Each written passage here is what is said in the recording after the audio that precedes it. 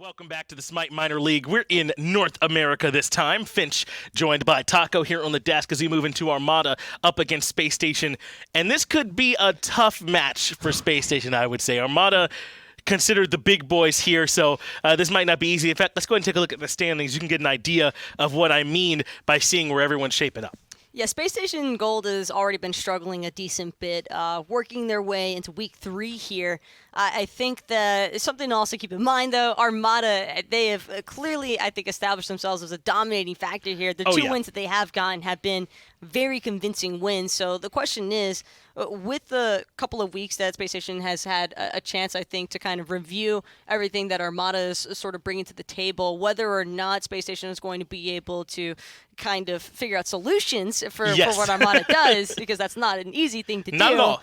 I think it's what really we just have to wait and see. That's a good point. There's tape on Armada now, but how much good does that tape do you, as very few people have figured out a way to beat these teams? I mean, even when they were in the SPL, coming up with ways to beat Baskin and Screammmmm and Snoopy and Homie was never very easy, as it is going to be Homie that's in here playing for them. They don't have Meerkat in the mid lane today, I believe. I think Homie is subbing in for them. And that's pretty good. When you can go, we can't get Meerkat in. Anyone else available? Oh, Homie can come in? Okay, that's not bad at all, I wouldn't say. I think a lot of teams would like to have Homiefe as their backup stand-in man. But one other thing I really want to bring up about this Armada roster is that they just feel so flexible, because you talked about how hard these guys have all been to play against when they were in the actual pro league. Right. But now that they're all on the same team playing together, I mean, I just feel like they already have a little bit of that pre-developed synergy. They absolutely do. Baskin and Screammmmm familiar with playing with each other, of course. We're looking at some Meerkat stuff here, but I don't think we'll have him today. That's a bit of an idea of what Armada might be missing out on as we move over to Homie, who is going to be joining them in that mid lane role this time. And it's a team that you all should know plenty about, right? Baskin back in the solo lane. This is where he used to play. He was dominant there, moved to the mid lane, was dominant there, back in the solo lane, and what do you know? Still looking pretty good. So I expect them to see some very strong plays out of him. And just like you're seeing here, he's played some unique stuff. Some Thor over there as well. So clearly, I think even having a little bit of fun with some of these plays or some of these picks. It doesn't even really feel like Armada have like a designated game plan when they come in to perform. They kind of just pick stuff that might be true. Can work together, and they're like, oh yeah, this looks pretty good here, and yeah, it looks pretty damn good because it's like Baskin or Screammmmm playing it. Yeah, it's like, what are you guys feeling like today? You know, I feel like maybe Thor's sick. I'll play some Thor. You know, it kind of feels like that's what we're getting from these guys. But I'm certain that some more work goes into their drafts than that. But it can feel that way at some time because these players are just that strong that they do have that freedom to where they can play a little bit more. But talking about their opponents in Space Station, I think we've seen some improvements from them, right? Each week so far, they've steadily improved bit by bit, and they're really right at the door, I think, of closing out some of these sets. They're just having a hard time walking all the way through. I think one big issue that has kind of been haunting Spacestation Gold team for a while now is that they just don't really seem as put together. There seems like there's a lot of cluster in their comms right now, because oftentimes when you're watching their matches, you'll see multiple people going in multiple directions.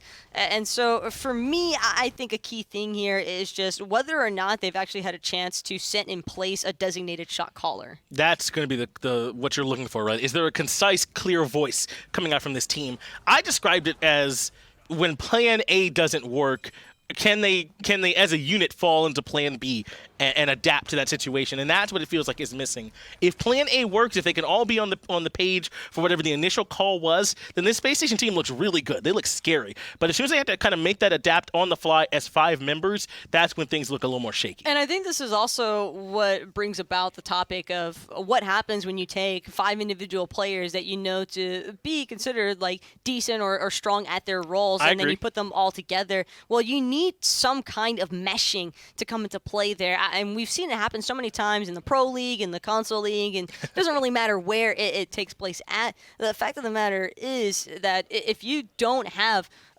some kind of synergy with at least 1 or 2 other members on your team, it's going to show in your gameplay. You're right. That's something that certainly can get exposed, especially against strong teams like Armada. So what is it that this team was taking to picks and bans to try and steel themselves against a strong Armada squad? Well, we're about to find out. They're on the screen now. Picks and bans for game number 1. Armada in that first pick selection.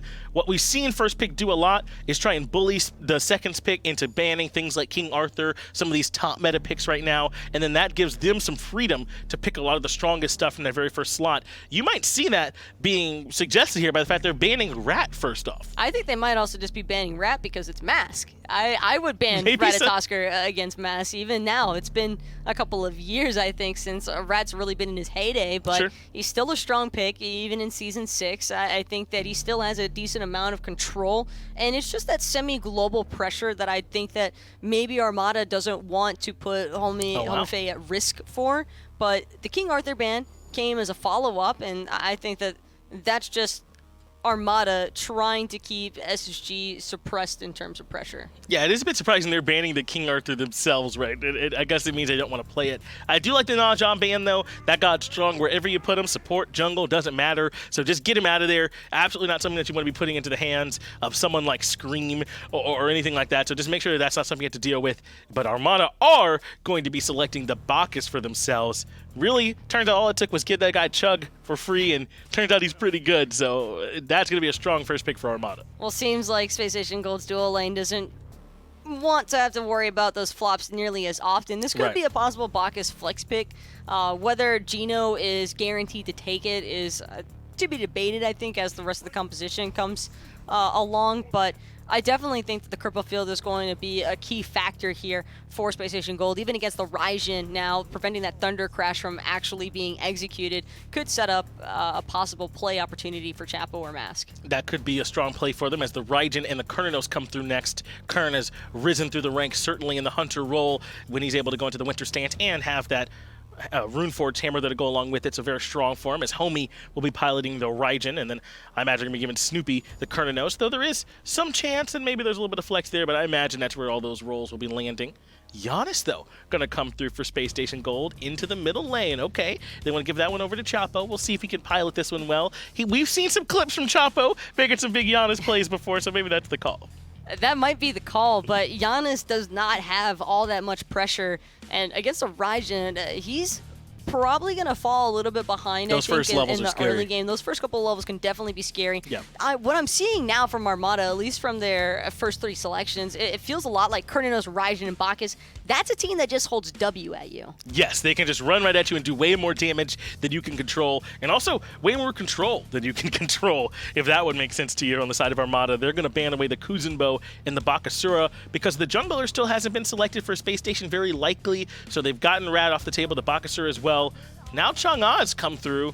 Maybe that could be the jungler. There's a chance, but you know, more than likely we won't see that in that spot. That could even go over to solo. That might be for Uzzy. Uzzy does have a tendency, I think, to play some of those mages and the sustained mages on top of that. A lot of Aphrodite, lots of Chang'e. I think even a decent amount of Artio, but I'm very skeptical. Or I find it hard to believe, at least, that a Chang'e could possibly be for Mattypocket here. Camazotz coming through. We do not see a whole lot of him anymore, and that's because it can feel like all he brings to the team is damage at times, right? He doesn't do quite enough else, but it's a ton of damage. He has some sustain if he can find one of those puddles to drink from and get sustained back up as well, and then you add a Pele to pair with it. That's plenty of damage. This feels like, to me, they let Baskin and Screammmmm kind of just decide whatever they want to do at the end of the game. Yeah, I'm a little bit worried here for Space Station when I look, because they've got their Arachne, I think, for Mass to try and balance out all this early game pressure from Armada, but it just feels like Armada is just going to be running at Space Station as soon as the clock hits 0. And that's exactly what it feels like. Everyone that they've drafted has kill potential on the side of Armada. I'm including the Bacchus absolutely in that. So a potentially scary draft for Space Station to beat. We're about to find out, though. Game number 1, Armada versus Space Station. Casters, go ahead and take this one away. That's us. We're going to be taking this away. Thanks a lot, John. Thanks a lot, Taco. It's me and Aggro on the call, and of course, assisted by the one and only Doug. Is he on the ones and twos? Of course. Good. That's what I like to hear. I also like to see a composition like this for Armada. There's not a lot of CC here, but this group has proven that they are talented enough to not have to worry about setting up for each other a lot of the time. These are a bunch of veterans to the SPL, so I think they'll be just fine. Plenty of damage and plenty of ability to take it in the early game, or I don't think their late game's even that bad across the entire overall team.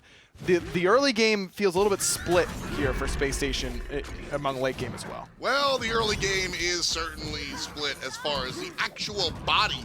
Mattypocket cut in half as Armada takes the first blood nice and early before the first minute.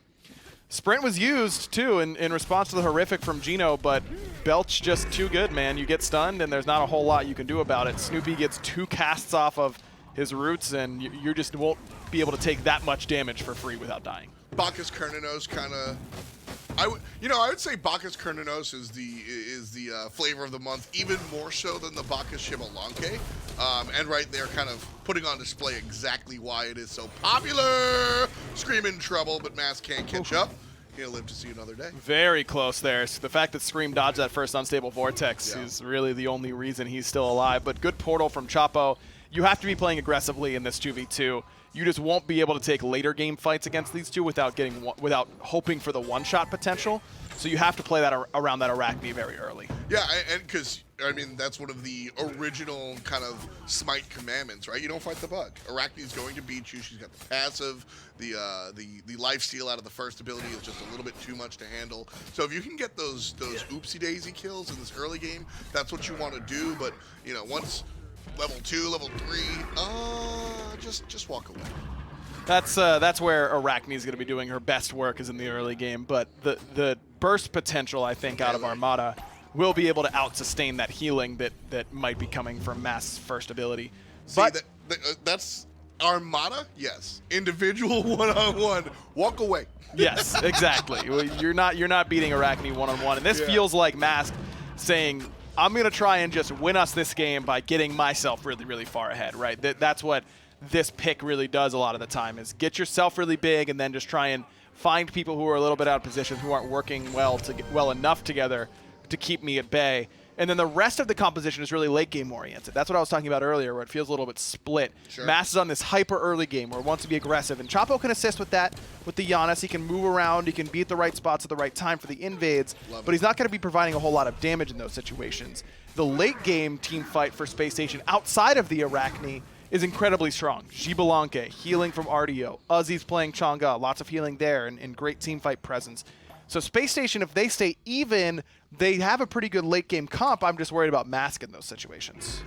A lot of times, red buff invade, unsuccessful. Space Station picks it up. A lot of times when we see the Arachne, it's out of players like Weekend, who are surrounded by, you know, players that are supporting him, so to speak. And I think that's very much the situation with Space Station. No knock against Chapo, Matty, Oswaald, and Uzzy. These guys are very strong players, but across the way, some of the strongest players who've ever played Smite. And Mask, honestly, listen, make no bones about it. He's in that category. He is that strong when he's on his nonsense. And so I for one, like this mentality of see what Mask can do, and hopefully we're ahead or even when we hand us that late game ball. Agreed, and he's trying to make some presence on this left-hand side, but he's got a full wave to have to worry about. Oswaald playing aggressively, does get the dash out from Geno, but here's Mask. Scream's here as well, so it's a 3-on-2 for now. Change that, now it's even, and here's help from the Janus. Mask is low, dash forward goes Snoopy. Scream puts number 2 on the board. The ultimate isn't good enough, but Scream gets the double kill. And that makes 3. That's as soon as you see the level 5 Pele coming, you know that is not going to go well for Space Station Gold. The fact that Oswaald lives should be counted as a blessing, because that had potential to be a 3-for-0 very easily. But certainly the 2-for-0 is a spot that Armada is going to be pretty pleased with. Just really good gank timing by Scream. The fact that he had just dinged over to level 5 makes all the difference in the world. Armada, spend 100 gold and get that gank. Those 2 wards, one on the Gold Fury and one directly above it, is exactly why Armada wind up on top there. Sure, maybe you can feel it and just guess that that's where Mask is going to be, but Space Station have no idea that rotation is coming. You have sort of a game sense that you've got a limited amount of time, but Armada saw Mask sit there for an hour. They know it's coming. The rotation is earlier than Armada was expecting, or excuse me, Space Station was expecting, and that's why Armada come out on top. It was also Geno going into the enemy red buff, and he saw Mask there with Chapo clearing the red, so until we see him on the map, that's the way it works. It's process of elimination. If you see the jungler on one side of the map, until you see him elsewhere, you have to assume he's on that same side. Well, Spacestation gonna look for the take two. Snoopy sniffs it out. He runs away. The jump from Geno, not so good. He's halfway dead, but Scream shows up one more time. Artio trying to stick to it. Mass can't find the basic. Mattypocket gets it with the AoE damage. But here comes Homiefe, ultimate in hand. Everyone on Space Station's low. Man. Snoopy gets one. Scream on a killing spree. 2 for the jungler. 4-0-1. And Scream, baby, Scream. When somewhere right now, Clumsy D is smiling because he just saw exactly what he designed Volcanic Lightning to do in action. Uses a chase, and it's Scream just hitting on someone else to kill the person behind them. I mean, that's what Pele does better than anybody else. Ooh, good ultimate, just a little bit too early. I thought that was going to come in right on time, but it's a little bit too early. Chapo playing the guessing game, not much he can do from there. Clean. That is the word. Armada have just made this look clean. By the way, we're 6.5 minutes in. They're 4,000 gold up, and none of that is a mistake or an oopsie daisy. It has just been clean work from Armada. Warren Vision giving them the first opportunity, and then the second opportunity just really coming from strong game sense rotation right there. And of course, Scream. Listen, a lot of pro players opted not to play in the Pro League. Scream would be there if he could, and now everyone must suffer the wrath of Verizio. Great. Got a feeling he's going to be saying that line for a while now after hearing that. Man, the tier 1 tower is already down on the left-hand side. That is crazy. Because now, tower. Mattypocket and Oswaald, where do they possibly go from this position? And remember, this is Armada playing with a sub. Meerkat's been their mid this whole time, but he's away right now, so instead Armada's playing with Homiefe, and Homie's definitely a really good player, but still having a different mid laner, especially one that can be pretty communicative in Meerkat, that's a different style that you have to be used to, but that's why they're just not fighting around the mid lane, right? Who cares who's in mid right now when Scream's getting this far ahead off the duo lane? Absolutely. Homiefe, one of the stronger players in Smite as far as mechanics is concerned, but something that's always been sort of a minus on his character sheet has been that communication. We've seen that kind of be an issue, but doesn't matter, I guess. Not here. No, it does not. Look at how much damage Geno's doing. He nearly solos Mask and actually forces his ultimate all by himself. Did cost him Intoxicate and his horrific emblem, but trading that out for an X-Ball ult, that's a win. Xbalanque ult, one of the stronger ones here. Turn out the lights, turn out the lights. A purple invade, Scream, 3 levels, Oswaald Sr. Does whatever he wants in this lane. Oswaald can't be here. Scream and Snoopy walk away. Taking a look at the builds. Snoopy with the standard rune forward rush on the Cernunnos. You can enable that passive. That's what we see out of the Hunters. It is crazy the difference in power right now. A Ninja Tabi and 7% lifesteal in comparison to Snoopy's 55 power on his Runeforge standard. Geno surrounded and pounded. Space Station get the gold. Number 2 for them right there. As the support falls down. Does have a Stone of Binding now. That's just going to be even more problematic. Bacchus jumps on you, and it does too much damage, and then his teammates get a buff. And, well, it keeps on going from there. It does not stop. I've been trying to figure out a different word for snowball. Domino effect. You Cascade. Like Cascade works. The Cascade works. I like that. I like that. Waterfall. Waterfall. Well, Waterfall I use a lot with respect to in team fight. Thanatos passive, Kali passive, right? Kill one, Waterfall on the second one, right? Big game picture. I think Cascade fits.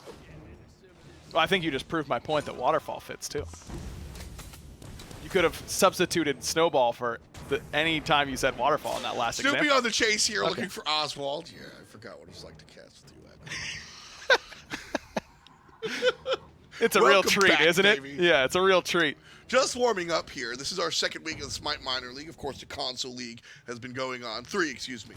The Console League has been going on as well. But the 28th, this Thursday, we're going to start the Pro League. All the players here at LAN. Very excited.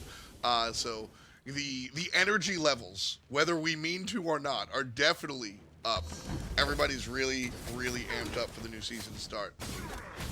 Can't wait. Cannot wait. Been looking forward to SPL for quite some time, but Snoopy gets his dash caught on this left-hand side. He's actually a bit of trouble. Wild Hunt comes out. He gets both. Oswaald does use the purification beads, and Scream. here comes Scream. There it is. Knockup is good. Here we're going to ride along with the jungler just for a second, because that's all it takes to kill Mattypocket. Around the corner is the carry. Jumping over the wall is Gino, looking for the dash and finding the dash, finding the kill. Scream with The Doubleoon. There it is. Did I get it? I got it. I didn't know where that was going. I just guessed. Chapo's ultimate a little bit too late from that position. If he's going to ult, it needs to be super early in order to stop the dive onto Oswaald, and even then, it seems like almost a waste.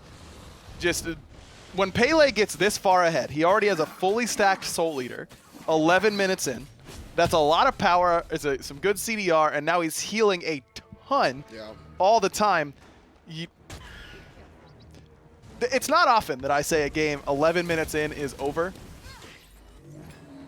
This one's kind of over. Here's the end. Okay. Let's play. Let's do some thought exercises on how Spacestation Gold can win this game from here. Okay. Outside of the realm of Armada DC. You start. Okay. Mask starts camping Baskin because Baskin stops caring and starts pushing up all the way. That's more realistic than I'd like to admit. And Uzzy gets really big and then hits back-to-back 5-man ults. Spacestation Gold win the game. Sure, I can see that. Armada line up in a row to flex, and Chapo hits all 5 players with a crossed map through space and Tim. Okay. I think mine is only slightly more likely. Only slightly. Uzzy on the Chang'e, realistically, though, is a character that I really like Chang'e, and I think in this meta she can absolutely flex. Gino having some trouble here. Mask and Space Station Gold looking for the bite back. They're down a little bit, but they're certainly not out. Wait, because here's Scream. Mattypocket in trouble. Mattypocket's certainly out. Snoopy pushing a tier 2 under 13 minutes in. That's still worth it, without a doubt, for Space Station Gold. They just got a kill onto Gino, who's much further ahead, and gave up Mattypocket, who's worth little to no gold at this point in the game. Duo lane tower down pre-13 minutes. Yep, they get it with help from minions. That's a lot of gold that you have to recoup if you're Space Station Gold. And a lot of times in these situations, you'll hear me say, well, that's actually sort of good news for Space Station Gold, because that's gold that Armada can't get again. It's finite. They've already received it, and now if you get a tier 2 tower, then it's no big deal. But it's so early. Exactly. It's so early to get 2,000 gold across your whole team by getting both towers that is really, really hard to come back from. It's also the map pressure. It's also the map presence situation. Okay. I thought maybe. It's also the map pressure situation and the where you are safe. Space Station is a situation where they still need to farm in the dual lane. Chapo getting farmed in the solo lane here. Basket with the last hit. Space Station looking to answer back. Mask leading the charge. Uzzy with a little bit of poke. And the jump is going to be off the mark. Level 11 onto the level 5. Batman. Ultimate forced out. And once again, here comes Scream. Mask only level 11. Going to do what he can. Gets a pretty decent heal off Scream. That actually slows him down a little bit too. And that's enough to get Mask out of danger. Scream does have Volcanic Lightning up and ready now, though. With that stun, no. Gino off the mark with the leap. That'll force Mask up into the Nightcrawler. And Homie's here to get involved. He's 0-0-0 for now. He's Uzzy going to remain 0-0-0. Uzzy with the dance moves. Nice job. So not a bad look. Man from Colorado. Short side. Still slightly down, half a level or so. Chang'e, solo, this meta. How you feeling? Because you're not a fan of Chang'e in the middle lane. No. We know that. And frankly, neither am I. But right now, in this world where solo laners aren't 6 tank items, I'm kind of more willing to entertain the solo Chang'e. You can do it. I think that it's not. It just feels a little bit too low pressure for my liking. Okay. You start to trade really well around a little bit earlier than this, level 12, level 13.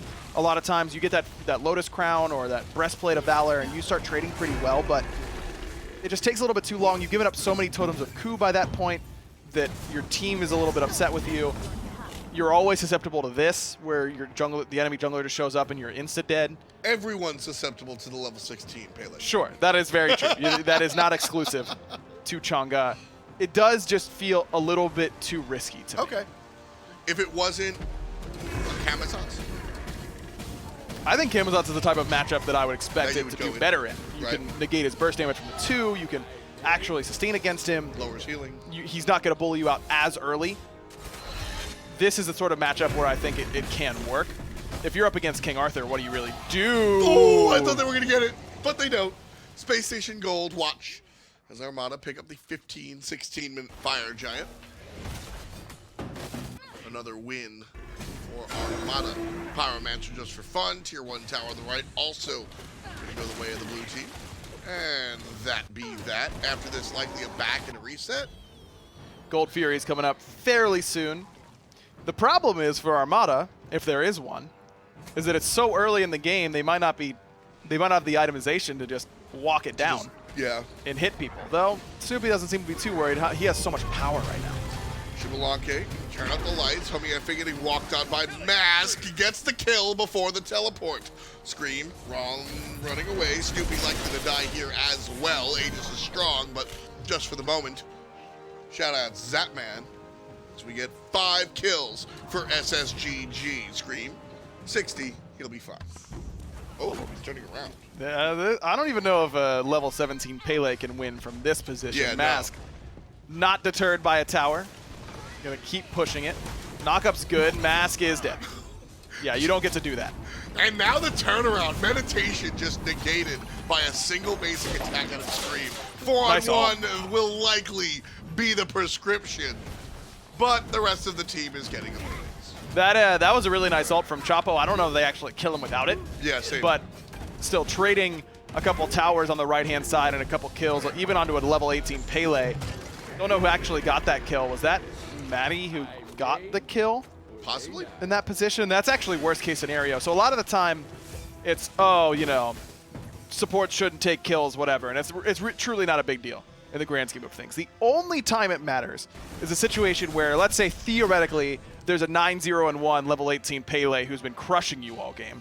And that shutdown bonus is going to be massive that you're getting for killing him.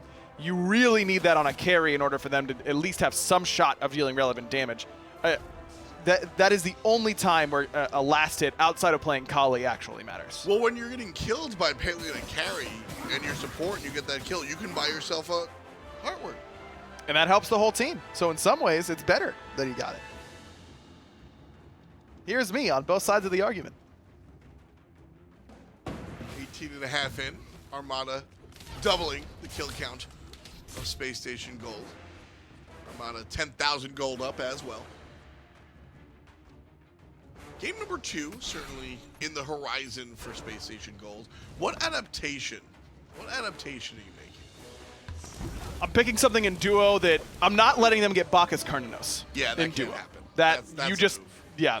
The duo. This all started because duo lane got so far behind. Yep. That's where all of this started. Even with the unfortunate gank timing by Mask, where Scream was right there. That was a huge deal, but it was all set up because Mask needed to be there because duo was so big. Scream now trying to take the 1 versus 2. Mask just saying no thank you. Blink forward. Should be good enough for Scream. It will be. Almost had the 1v2 to be honest with you. No way. Okay. That's what we play for. We play for the Jiffy Cat. We're looking for those kills right Yeah, when you're down 12K at 19 minutes, that is absolutely an ult I'm firing. 100%. now. Well, we know you are. Yeah. Did you I have a play lot of much experience Janus? being down 12K. Oh, What'd you say? I wasn't going to do that to you. Oh, I I did it. wasn't going to Hindu man you. I was going to say. You know, I Hindu man. See, here's a defensive mechanism, right? You get Hindu man so often that you have to start Hindu manning yourself to get ahead of it. No, I was going to celebrate you. Aggro had an illustrious career on the sticks, did a lot of work. You might have heard he played with Chapo, but you played a decent amount of Janus. Yeah, I was a honest one trick man. I couldn't play anything else for a long time. I still might not be able to play anything else, to be honest with you. I'm trying to be nice to you here, man. Look, again, that chat can't be mean to me if I'm already being mean to myself. Get outplayed yet again, chat. Oh, man. Forever the outplayer. That's me, man. Something my brain. You got to stop. Do I? Name 3 ways I have to stop. That's not appropriate. That's not how this works. That Okay. doesn't apply. Oh, man. If you say so. Homiefe, invisible. 2,200 player damage. Again, we said probably wouldn't matter. Doesn't matter, but still, things Armada can clean up. Homiefe is not a slouch. He subbed in middle lane for Energy last year. And I would have called that the right call. In fact, I have called that the right call. Just an unfortunate game for Homie. I hope to see more of him in game number 2 and maybe game number 3 if we go there. Well, the enemy life bar is finite. They can only take so much damage before they're dead. So Homie really can't deal that much damage because they're all already dead by the time he gets there. Who is he supposed to kill? Second fire giant of the game going down here. No kills in the past couple of minutes, to be honest with you. It's a lot of farming. Space Station on the defensive. Their mid lane Phoenix coming up now. And they did a good job of pushing out that wave, so likely shouldn't be too much of an issue. Defending on the right-hand side. Jump in is Geno. Bounces Mattypocket. Immediately gets stunned. Oswaald hits the trigger, and Geno gonna go down. That's a kill for Space Station Gold. Looking good on the defense. Homiefe versus Chapo, trying to raise those damage numbers. Chapo now, not in the conversation. No ultimate available. Right side bird, already dead. Baskin in the ultimate. Space Station should chase here. Blink in from Mask. That'll be enough to take down Baskin. Snoopy gets hit from behind. Mask, good job of using that ultimate so that Raiju doesn't spread, but Homie's going to finish him off. But Homie goes down immediately, dies to the dot for Mask. Martyrdom kill for the jungler. Snoopy just wheeling and dealing. Mattypocket back in the pocket, and here comes Scream. Aegis from Chapo buys him a second, but Snoopy gets himself a double knockup onto Uzzy. Uzzy just buying some time. It's a double for Scream, a double for Snoopy, and a deicide for Armada. Mid Phoenix has just respawned and will not be there for much longer. What a hard carry Scream is. He's so good. Okay. I don't know. I couldn't yes and you because I didn't know where that was coming from. You were just complaining about building up his ego before. I figured you got to deal with it, so. Well, did you see the Heroine's ego tier list? And someone asked where Scream would have been. It was really a power rankings, actually. The fact that Heroine called it a tier list in the first place was very misleading, but it was really a power rankings, and Scream was literally above the rest of the power rankings. I believe that. As he should have been. Yes, I believe that. I mean, with talent like that. That's what I was thinking. You're the one that has to deal with it. I don't really talk to him all that much. I guess so. But, I mean, listen, complete jokes aside, Scream, 11 kills, the rest of his team contributing as well, but the damage is done. Pele on top, game 2. But first, a breakdown. I'll be happy to break it down. Tom said the rest of the team contributing too, but how true is that, truly? Scream kind of just picked Pele and did whatever it is that he wanted, and it looked like what he wanted to do was gank duo lane a lot. Yeah, he kind of manhandled that duo lane pretty pretty rough. one-sidedly. There just wasn't really much opportunity, though, for a response, because by the time Chapel hits level 5, he gets that through space and time online. Even then, he's only able to utilize that defensively, but Scream was just so aggressive into this duo lane, and this gank, I think, kind of just set the tone for the rest of this duo lane matchup. Yeah, Scream started this game the way that he planned for the game to go on, which was with him showing a lot of presence in duo lane. It wasn't just Scream that was the beneficiary of it. Also, so was Snoopy on that duo side. He was, and just as a kill comes up for him, you could see that really helped him get ahead. It helped him get into a position where he was able to do a lot of damage. You heard him talk about it, right? We didn't hear much from Homie this game. Well, there was never a chance for Homie to do much in the game. They were often already killed by Snoopy and Scream. There's really not much more that Homie could have done here. And maybe look for them in the fountain off of the respawns. That's about it. They had a big enough lead that I'm almost surprised to not have seen that actually take place. But I definitely think that this was just your classic snowball factor taking place out of the duo lane. Mask had good intentions with those early game rotations on the Arachne, and that is what you're intended to do with the Arachne. You want to pressure early, and duos probably one of your best places to look first. But being level 4, I think, as opposed to the level 5 that Mask or that Pele came into the lane as is what really made the difference in that actual setup and initiation, and the turnaround, losing both Mattypocket, Oswaald, and Mask all at once. It was just too heavy of a punishment, I think, and there just wasn't really more for Oswaald and Matty to do after that first gang. All they could really do was sit underneath their tower, wait for what happens next. Mask tries to come back in, and then they all three wipe, and it just was, I don't know. I mean, it was just from bad to worse.